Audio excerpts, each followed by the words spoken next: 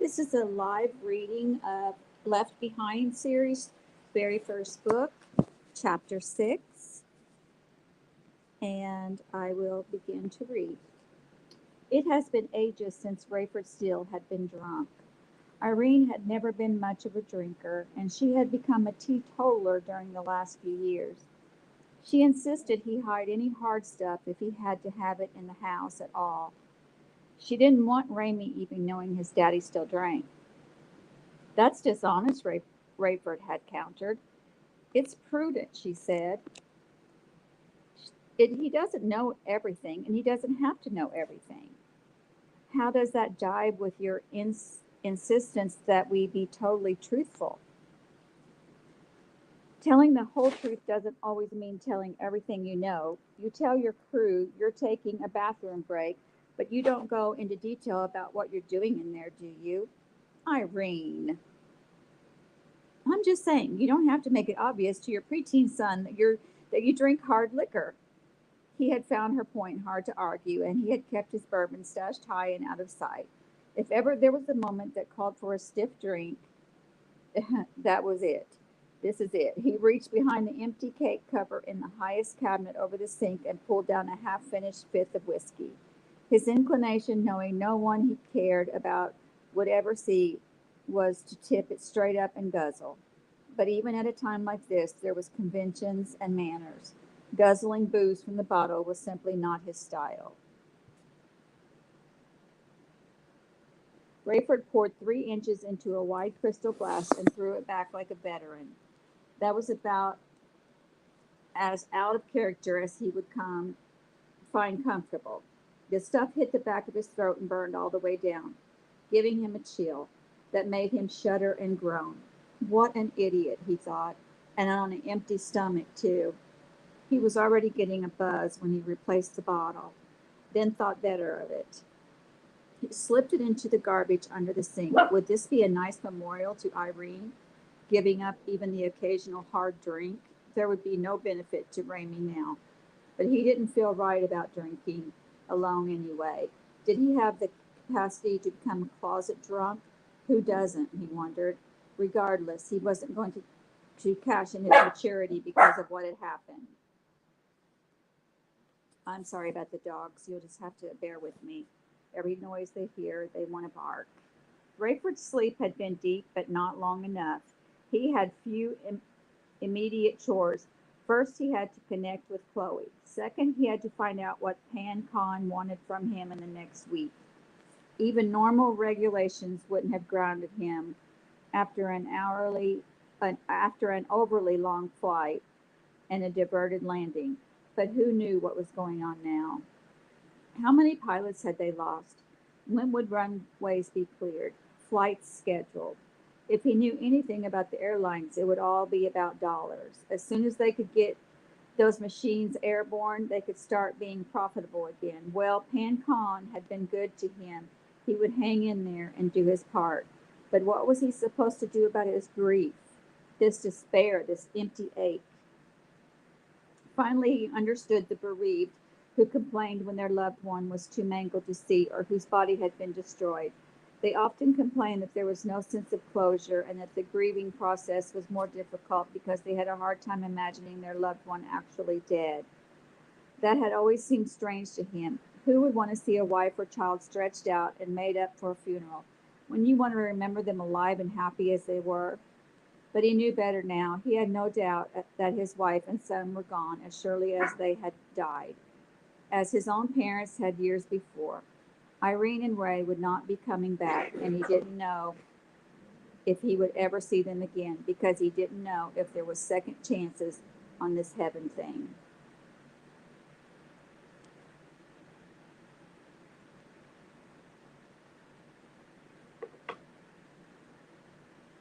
He longed to be able to see their bodies, at least in bed, in a casket, anywhere. He would have given anything for one last glimpse. It wouldn't have made them any less dead to him, but maybe he wouldn't feel so abandoned, so empty. Rayford knew there would not likely be phone connections between Illinois and California for hours, maybe days. Yet he had to try. He dialed Stanford, the main administration number, and didn't even get a busy signal or a recorded message. He dialed Chloe's room, still nothing. Every half hour or so, he hit the redial button. He refused to hope she would answer. If she did, it would be a wonderful surprise. Rayford found himself ravenous and knew he'd better get something in his stomach before the few ounces of booze did a number on him. He mounted the stairs again, stopping in Ramey's room to pick up the little pile of clothes by which he would remember the boy. He put them in a cardboard gift box he found in Irene's closet, then placed her nightgown, locket, and ring in another. He took the boxes downstairs along with the 2 cookies she had mailed him. The rest of that batch of cookies had to be around somewhere. He found them in a Tupperware bowl in the cupboard. He was grateful that their smell and taste would remind him of her until they were gone. Rayford added a couple to the 2 he had brought down, put them on a paper plate, and poured himself a glass of milk. He sat at the kitchen table next to the phone. He couldn't force himself to eat. He felt paralyzed.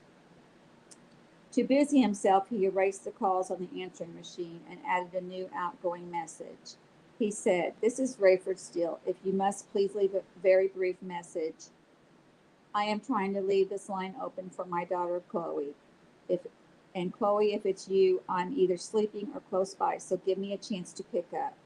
If we don't connect for some reason, do whatever you have to get home. Any airline can charge it to me. I love you." And with that, he slowly ate his cookies, the smell and taste bringing images to him of Irene in the kitchen, and the milk making him long for his boy. This was going to be hard, so hard. He was exhausted, and yet he couldn't bring himself to go upstairs again. He knew he would have to force himself to sleep in his own bedroom that night. For now, he would stretch out on the couch in the living room and hope Chloe would get through. He idly pushed the redial button again, and this time he got the quick, busy signal that told him something was happening. At that very least, lines were being worked on. That was progress. He knew she was thinking of him while he was thinking of her, but she had no idea what might have happened to her mother or her brother. Would he have to tell her by phone? He feared he would. She would surely ask. He lumbered to the couch and lay down, a sob in his throat, but no more tears to accompany it. If only Chloe would somehow get his message and get started home, he could at least tell her face to face. Rayford lay there grieving, knowing the television would be full of scenes he didn't want to see, dedicated around the clock to the tragedy and mayhem all over the world. And then it hit him. He sat up, staring out the window in the darkness. He owed it to Chloe not to fail her. He loved her, and she was all he had left. He had to find out how they had missed everything Irene had been trying to tell them, why it had been so hard to accept and believe. Above all, he had to study, to learn, to be prepared for whatever happened next. If the disappearances were of God, if they had been his doing, was this the end of it? The Christians, the real believers, get taken away, and the rest are left to grieve and mourn and realize their error. Maybe so. Maybe that was the price. But then what happens when we die, he thought. If heaven is real, if the rapture was a fact, what does that say about hell and judgment? Is that our fate? We go through this hell of regret and remorse, and then we literally go to hell too? Irene had always talked of a loving God, but even God's love and mercy had to have limits. Had everyone who denied the truth pushed God to his limit? Was there no more mercy, no second chance? Maybe there wasn't, and if that was so, that was so. But if there were options, if there was still a way to find the truth and believe or accept or whatever it was Irene said one was supposed to do, Rayford was going to find it. Would it mean admitting that he didn't know everything, that he had relied on himself, and that now he felt stupid and weak and worthless? He could admit that. After a lifetime of achieving, of excelling, of being better than most and the best in most circles, he had been as humbled as was possible in one stroke. There was so much he didn't know, so much he didn't understand. But if the answers were still there, he would find them. He didn't know whom to ask or where to start. But this was something he and Chloe could do together. They'd always gotten along all right. She'd gone through the typical teenage independence, but she had never done anything stupid as far as he knew. In fact, they had probably been too close. She was too much like him. It was simply Ramey's age and innocence that had allowed his mother's influence to affect him so. It was his spirit. He didn't have the killer instinct, the me first attitude. Rayford thought he would need to succeed in the real world. He wasn't, but Rayford had worried that he might be a mama's boy, too compassionate, too sensitive, too caring. He was always looking out for someone else when Rayford thought he should be looking out for number one. How grateful he was now that Ramey took after his mother more than he took after his father, and how he wished there had been some of that in Chloe. She was competitive, a driver, someone who had to be convinced and persuaded. She could be kind and generous when it suited her purpose, but she was like her dad. She took care of herself. Good job, big shot, Rayford told himself. The girl you were so proud of because she was so much like you is in your same predicament. That, he decided, would have to change. As soon as they reconnected, they would change. They would be on a mission, a quest for truth. If he was already too late, he would have to accept and deal with that. He'd always been one who went for a goal and accepted the consequences. Only these consequences were eternal. He hoped against all hope that there was another chance at truth and knowledge out there somewhere. The only problem was that the ones who knew were gone. The Midpoint Motel on Washington Street, a few miles from the tiny Waukegan airport, was tacky enough that there wasn't a waiting list. Buck Williams was pleasantly surprised they had not even raised their rates for the crisis. When he saw the room, he knew why, and he wondered what two places in the world this dive was midpoint between. Whatever they were, either had to be better. There was a phone, however, and a shower, and a bed, and a TV. Run down as it was, it would suffice. First, Buck called his voicemail in New York. Nothing from this Ritz character or anything else new. So he listened to his saved message from Dirk Burton, which reminded him why he had felt it so important to get to London. Buck tapped into his laptop as he listened. Cameron, you always tell me this message center is confidential, and I hope you're right. I'm not even going to identify myself, but you know who it is. Let me tell you something major and encourage you to come here as quickly as possible. The big man, your compatriot, the one I call the supreme power broker internationally, met here the other day with the one I call our muckety-muck. You know who I mean. There was a third party at that meeting. All I know is that he's from Europe, probably Eastern Europe. I don't know what their plans are for him, but apparently something on a huge scale. My sources say your man has met with each of his key people and this same European in different locations. He introduced him to people in China, the Vatican, Israel, France, Germany, here, and the States. Something is cooking, and I don't even want to suggest what it is other than in person. Visit me as soon as you can. In case that's not possible, let me just encourage this. Watch the news for the installation of a new leader in Europe. If you say, as I did, that no elections are scheduled and no changes of power are imminent, you'll get my drift. Come soon, friend. Well, Buck called Ken Fritz's machine to tell him where he was. Then he tried calling West once again and finally got through. Buck was surprised at what a relief it was to hear his father's voice, though he sounded tired, discouraged, and not a little panicky. Everyone okay out there, Dad? Well, not everyone, Jeff. Jeff was here with me, but he's taken the four-wheel drive to see if he can get to the accident site where Sharon was last seen. Accident? She was picking up the kids at a retreat or something. Something to do with her church. She doesn't go with us anymore, you know. Story is, she never got there. Car flipped over, no trace of her except her clothes, and you know what that means. She's gone. Looks that way. Jeff can't accept it. He's taking it hard. Wants to see for himself. Trouble is, the kids are gone too, all of them. All their friends, everybody at the retreat thing in the mountains. Stay Police found all the kids' clothes, about 100 sets of them, and some kind of a late night snack burning on the stove. Oh boy, tell Jeff I'm thinking of him. If he wants to talk, I'm here. I can't imagine he'll want to talk, Cameron, unless you have some answers. That's one thing I haven't got, Dad. I don't know who does. I have this feeling that whoever had the answers is gone. Well, this is awful, Cam. I wish you were out here with us. Yeah, I'll bet. You being sarcastic? Just expressing the truth, Dad. If you wanted me out there, it'd be the first time. Well, this is the kind of time when maybe we change our minds. About me, I doubt it. Cameron, let's not get into this. For once, think of somebody other than yourself. You lost a sister-in-law and a niece and a nephew yesterday, and your brother, oh, probably never get over it. Buck bit his tongue. Why did he always have to do this, and especially right now? His dad was right.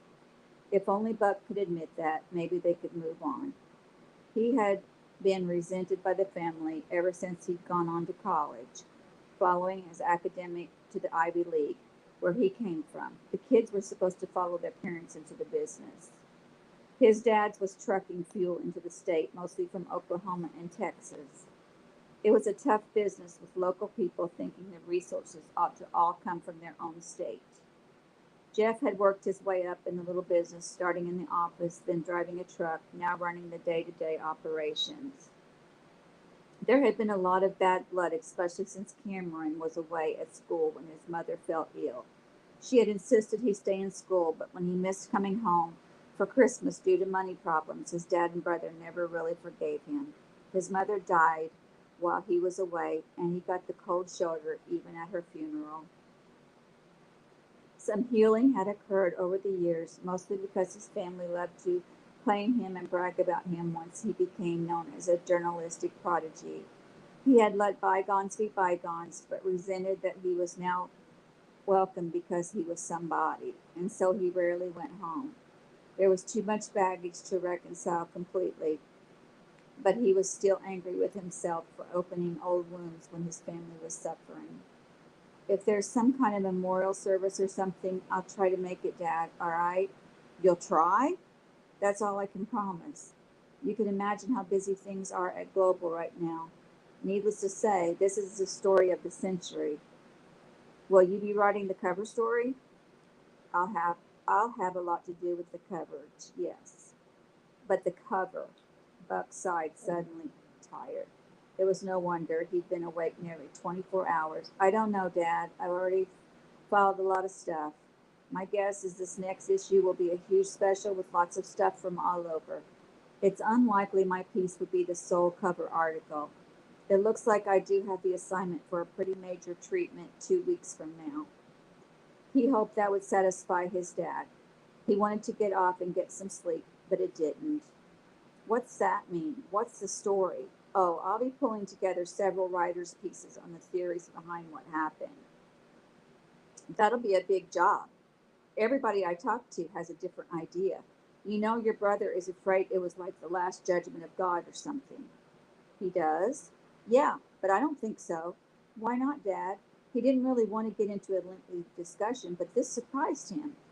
Because I asked our pastor, he said, if it was Jesus Christ taking people to heaven, he and I and you and Jeff would be gone too. Makes sense. Does it? I've never claimed any devotion to the faith. The heck you haven't. You always get into this liberal East Coast baloney.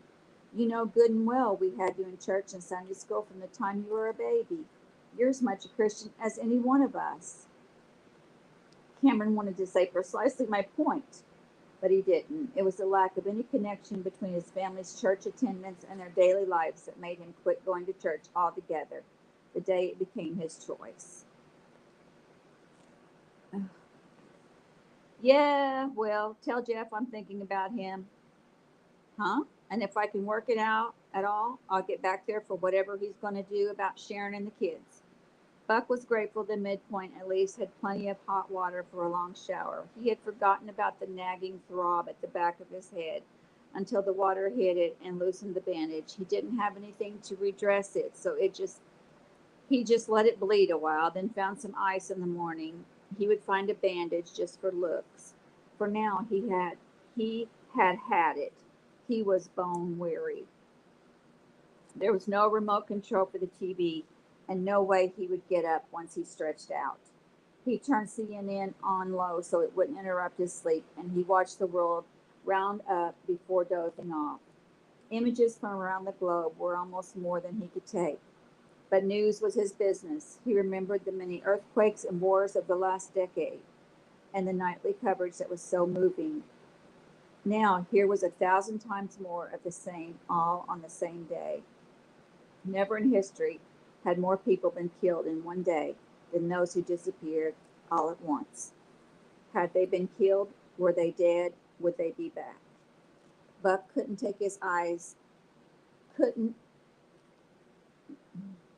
Buck couldn't take his eyes, heavy as they were, off the screen, as image after image showed disappearances caught on home recorders. From some countries came professional copies of live television shows in progress. A host's microphone landing atop his empty clothes, bouncing off his shoes, and making a racket as it rolled across the floor. The audience screamed. One of the cameras panned the crowd, which had been at capacity a moment before.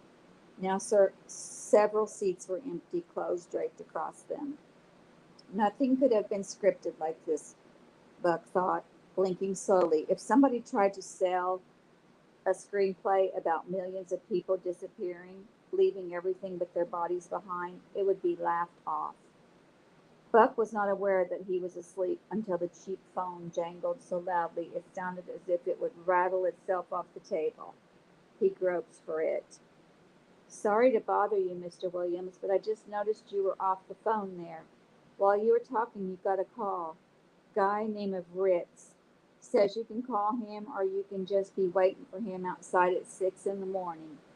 Okay, thanks. What are you going to do? Call him or meet him? Why do you need to know? Oh, I ain't being nosy or nothing. It's just that if you're leaving here at 6, I got to get payment in advance. You got the long distance call and all. And I don't get up until 7. I'll tell you what. What was your name? Mac. I'll tell you what, Mac.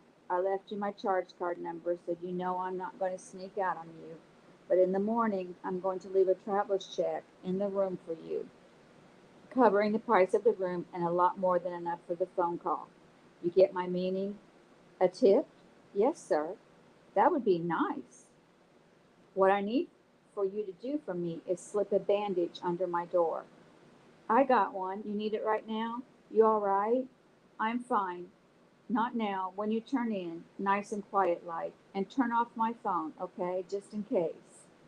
If I have to get up that early, I've got to do some serious sleeping right now. Can you handle that for me, Mac?